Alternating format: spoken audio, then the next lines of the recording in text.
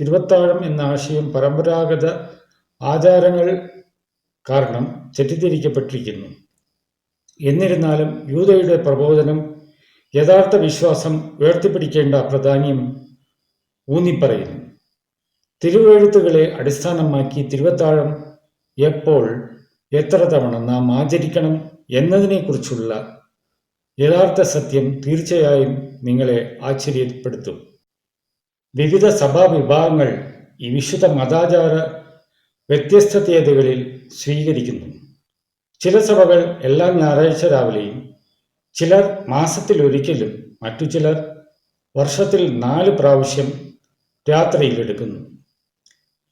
സത്യം കണ്ടെത്തുന്നതിന് നാം അനുമാനങ്ങളും പാരമ്പര്യങ്ങളും മാറ്റിവെച്ചിട്ട് പകരം വിശ്വസനീയമായ രേഖയായ തിരുവെഴുത്തുകൾ ഉത്സാഹത്തോടെ പഠിക്കുക. നമുക്കൊരു മാതൃകയായി യേശു ഒരു പ്രത്യേക സമയത്ത് അപ്പവും വീഞ്ഞും പ്രയോഗത്തിൽ കൊണ്ടുവന്നു, അല്ലെങ്കിൽ പരിചയപ്പെടുത്തി.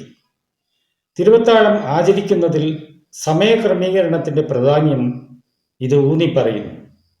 തിരുവത്താഴം ഒരു ഓർമ്മയ്ക്കായി ആചരിക്കാൻ യേശു ശിഷ്യന്മാരോട് കൽപ്പിച്ചു. ക്രൂശിക്കപ്പെടുന്നതിന് മുമ്പുള്ള ദാരുണമായ രാത്രിയിൽ സ്ഥാപിച്ച തിരുവത്താഴം ക്രിസ്തുവിൻ്റെ മരണത്തെക്കുറിച്ചുള്ള ഓർമ്മപ്പെടുത്തലാണ്. ബൈബിൾ വിവരണം അനുസരിച്ച് നിസാൻ 15-ാം ദിവസം പുളിപ്പില്ലാത്ത അപ്പത്തിൻ്റെ പെരുന്നാളിൻ്റെ ആരംഭം കുറിക്കുന്നു.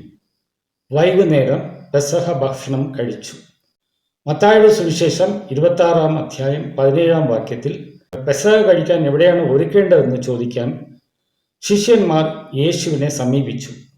പുളിപ്പില്ലാത്ത അപ്പത്തിൻ്റെ പെരുന്നാളിൻ്റെ ആദ്യ ദിവസത്തിലാണ് ഈ സംഭാഷണം നടന്നത്. അവർ പെസഹ ഭക്ഷണം കഴിക്കുമ്പോൾ യേശു തിരുവത്താഴം പരിചയപ്പെടുത്തി. അപ്പവും തിരുവത്താഴം സ്ഥാപിക്കുന്ന പാനപാത്രവും കയ്യിലെടുത്തു. യേശു അപ്പമെടുത്ത് ആശീർവദിച്ചു, മുറിച്ച് ശിഷ്യന്മാർക്ക് കൊടുത്തുകൊണ്ട് പറഞ്ഞത്, വാങ്ങി ഭക്ഷിക്കൂ, ഇതെൻ്റെ ശരീരമാണ്. പിന്നെ പാനപാത്രം എടുത്ത് സ്തോത്രം ചെയ്ത് അവർക്ക് കൊടുത്തു. എല്ലാവരും ഇതിൽ നിന്ന് കുടിപ്പിൻ, എന്തെന്നാൽ ഇത് അനേകർക്ക് വേണ്ടി പാപമോചനത്തിനായി ചൊരിയപ്പെടുന്ന പുതിയ നിയമത്തിൻ്റെ രക്തമാണ്. അവസാനത്തെ പെസഹ അത്താഴത്തിൻ്റെ രാത്രിയിലാണ് യേശു പുതിയ നിയമത്തിലെ തിരുവത്താഴം അവതരിപ്പിച്ചത്. പുതിയ നിയമത്തിലെ തിരുവത്താഴവും പഴയ പെസഹയും തമ്മിലുള്ള ബന്ധം നമുക്ക് പഴയ നിയമത്തിൽ നിന്നും പരിശോധിക്കാം. പെസഹ മിസ്രൈമിൽ നിന്നുള്ള ഇസ്രായേൽ മക്കളുടെ പലായനത്തെ അടയാളപ്പെടുത്തി. ഇസ്രായേലിയരെ വിട്ടയക്കാൻ ഫറവോനെ പ്രേരിപ്പിക്കുന്നതിന് ദൈവം മിസ്രൈമിൽ ബാധകൾ വർഷിക്കുകയായിരുന്നു. 1-ാം മാസം 10-ാം ദിവസം ഊനമില്ലാത്ത ഒരു കുഞ്ഞാടിനെ തിരഞ്ഞെടുക്കാൻ ഇസ്രായേലിയരോട് നിർദ്ദേശിച്ചു. ഈ കുഞ്ഞാട് പ്രതീകാത്മകമായി യേശുവിനെ പ്രതിനിധീകരിക്കുന്നു. 10-ാം ദിവസം ആട്ടിൻകുട്ടിയെ തിരഞ്ഞെടുത്തു. 14-ാം ദിവസം വരെ 4 ദിവസം സൂക്ഷിച്ചു. തുടർന്ന് അത് വൈകുന്നേരങ്ങൾക്കുള്ളിൽ കൊല്ലപ്പെടേണ്ടതായിരുന്നു. പ്രത്യേകിച്ച് സൂര്യാസ്തമയത്തിനും ഇരുട്ടിനും ഇടയിലുള്ള സന്ധ്യാസമയത്ത്.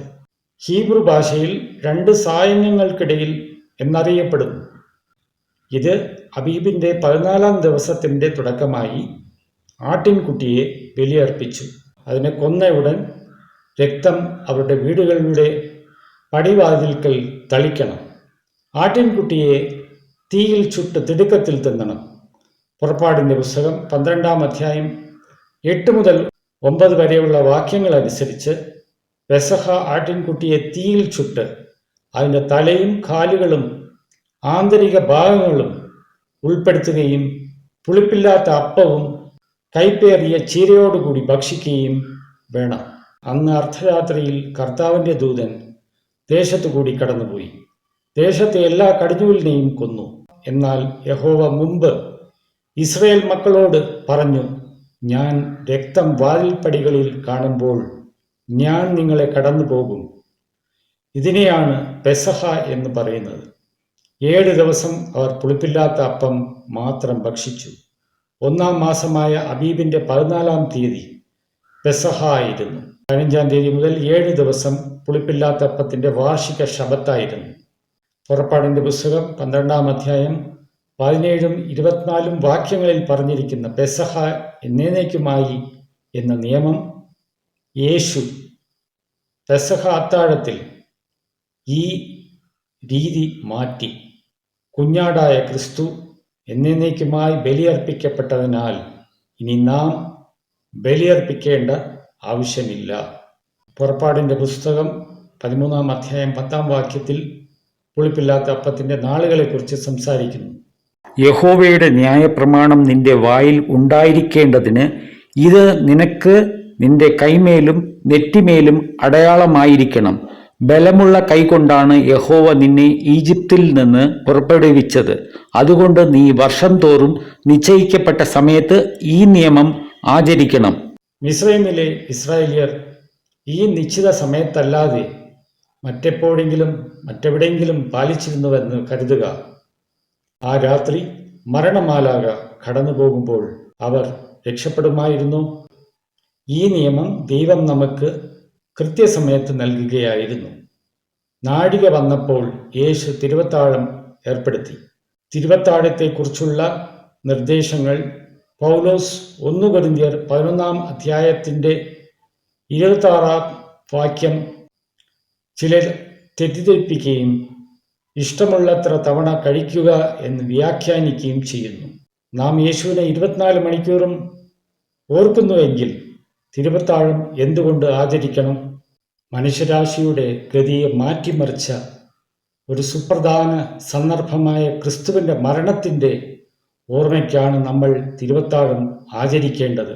എല്ലാ വർഷവും സ്വാതന്ത്ര്യ ദിനം പോലുള്ള സുപ്രധാന സംഭവങ്ങൾ നാം അനുസ്മരിക്കുന്നത് പോലെ യേശുവിൻ്റെ ത്യാഗത്തിൻ്റെ വർഷമായി എല്ലാ വർഷവും തിരുവത്താഴം ആചരിക്കേണ്ടതല്ലേ? ഇത് യേശുവിൻ്റെ മരണത്തിൻ്റെയും പുനരുത്ഥാനത്തിൻ്റെയും പ്രാധാന്യത്തെ മാനിക്കുകയും നമ്മോടുള്ള സ്നേഹത്തിൻ്റെ ശക്തമായ ഓർമ്മപ്പെടുത്തലായി വർത്തിക്കുകയും ചെയ്യും. അബീബ് 14 യേശു തിരുവത്താഴം സ്ഥാപിച്ചു. പെസഹ കുഞ്ഞാട് എപ്പോഴും അറുക്കപ്പെട്ട അതേ വർഷത്തിലെ അതേ ദിവസം തന്നെ ബലിയർപ്പിക്കപ്പെട്ടു. പഴയ നിയമ പെസഹ മിസ്രൈമിൽ നിന്നുള്ള ഇസ്രായേലിൻ്റെ വിടുതലിനെ അനുസ്മരിക്കുന്നത് പോലെ പാപത്തിൽ നിന്നുള്ള സ്വാതന്ത്ര്യത്തെ പ്രതീകപ്പെടുത്തുന്നു. അതുപോലെ തന്നെ പുതിയ നിയമത്തിലെ തിരുവത്താഴവും അപ്പവും ഈഞ്ഞുമടങ്ങിയ പെസഹയുടെ തുടർച്ചയായ വിശുദ്ധ കൽപ്പന യേശുവിൻ്റെ മരണത്തെയും പാപത്തിൽ നിന്നുള്ള വിടുതലിനെയും അനുസ്മരിക്കുന്നു. അന്ത്യ അത്താഴത്തിന് തൊട്ടു പിന്നാലെ യേശുവും ശിഷ്യന്മാരും ഗത്സമയിലേക്ക് പോയി. അവിടെ യൂദാസ് ഒറ്റിക്കൊടുത്തു. അന്ന് തന്നെ കുരിശു മരണത്തിലേക്ക് നയിച്ചു എന്നത് ശ്രദ്ധേയമാണ്. യേശുവിൻ്റെ ബലിയുടെ പ്രാധാന്യം നമുക്ക് പ്രിയങ്കരമാക്കാം. അത് നമ്മുടെ ജീവിതത്തെ എന്നേക്കുമായി രൂപപ്പെടുത്തട്ടെ.